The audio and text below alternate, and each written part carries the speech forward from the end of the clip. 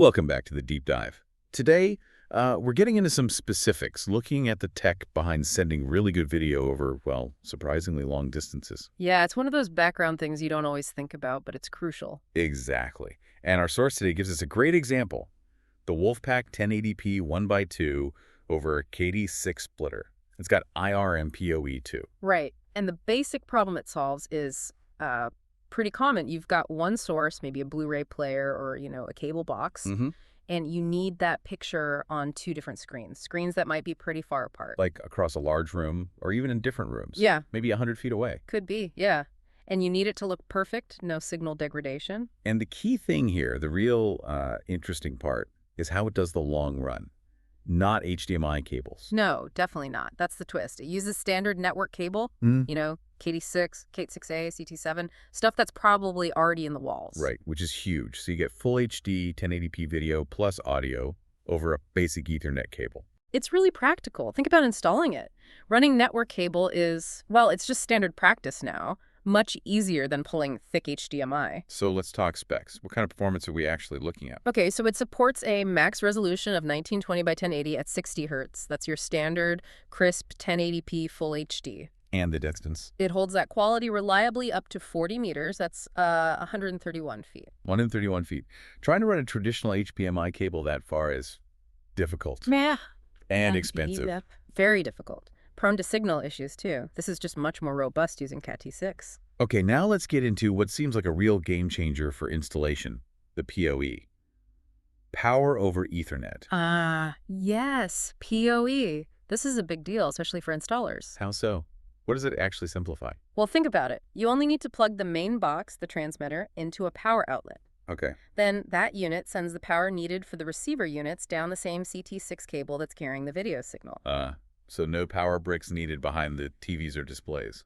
Exactly. You eliminate the need for potentially 2 extra power outlets right at the display location.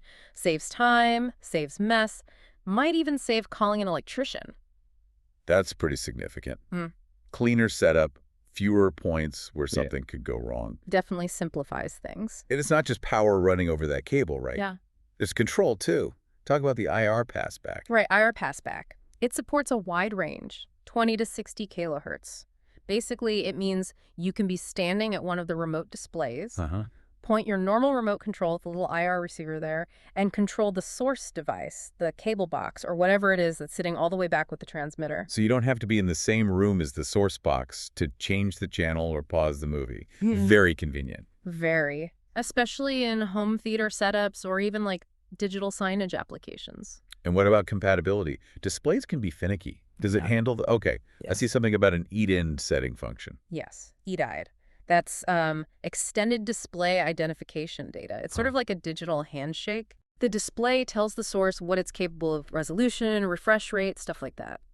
When you have 2 displays, maybe they're slightly different models. Right, that could cause problems. It could.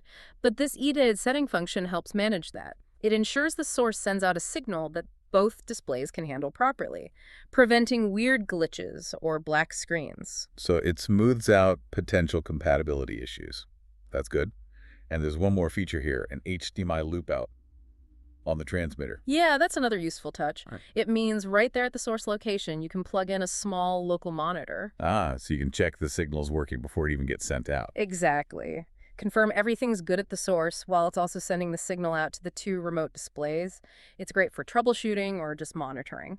So this whole package, the WolfPack unit from HDTV Supply, listed at $75, currently seems like a really solid solution for distributing HD video. Yeah, for both home use, maybe a complex home theater, or commercial stuff like bars, restaurants, offices, anywhere you need reliable video on multiple screens over a distance. It really pulls together video, power, and control neatly over that single network cable run. It does. Which brings up an interesting point, especially for, bigger projects or certain types of buyers. Okay. We've talked about the EDA handling complex setups, but in some contexts, like government or education bids, there's often a requirement for TAA compliance. Right, the Trade Agreements Act, meaning where the product is actually manufactured.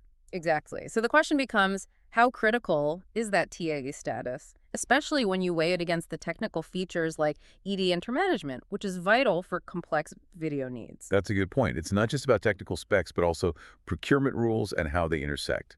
Something for you, the listener, to maybe think about when planning those larger infrastructure investments. Where does compliance fit in with technical necessity?